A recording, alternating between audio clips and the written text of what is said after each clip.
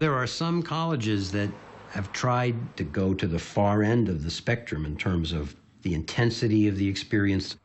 For instance, Deep Springs College, where students make a 2-year commitment to, in effect, drop out of the world.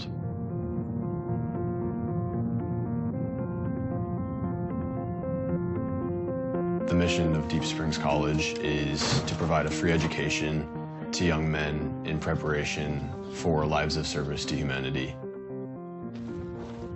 That's accomplished through what are called the 3 pillars, and those are self-governance and academics and labor.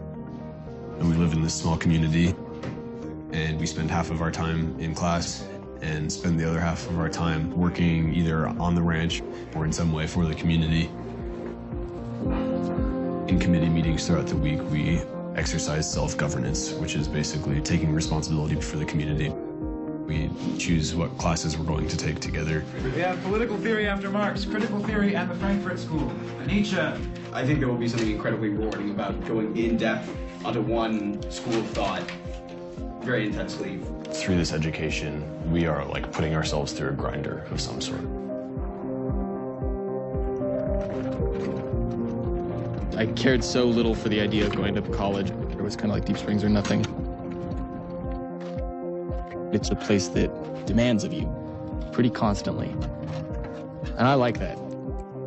Because I think if I'd gone to another college, I would have become really self-absorbed and narcissistic. The main attraction of Deep Springs for me was self-governance, having to compromise with people, and having to put myself in other people's positions. And I don't think that's something natural for us. I think that has to be taught. It has to be the result of an education. The college classroom is perhaps the best rehearsal space for democracy.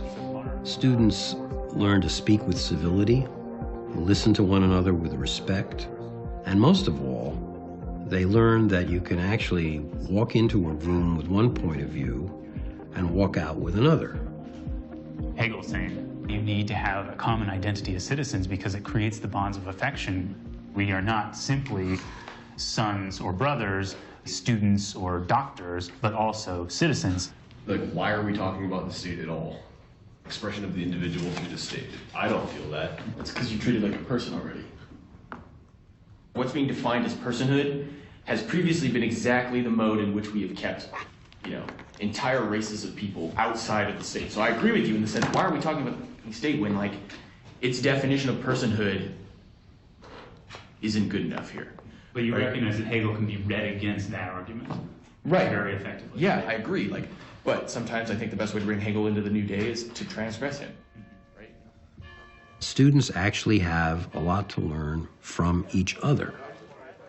But what I think of as the most transformative events are really, at the end of the day, one-on-one experiences with a teacher who looks you in the eye.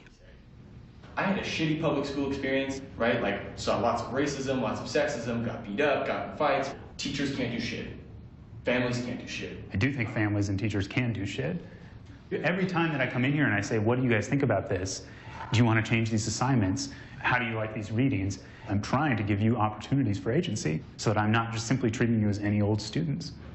The purpose of this place is for you to create what you want here, right? And the problem is that for you to get what you want, you've got to cooperate with other people, which means trying to figure out a way to communicate your anger without being antagonistic.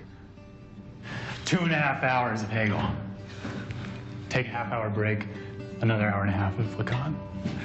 That's what I'm happy to. Even as Deep Springs seems to become more and more obsolete or more and more of some kind of idyllic fancy, there's something there, and everybody feels it, having been through it. This school stands for something.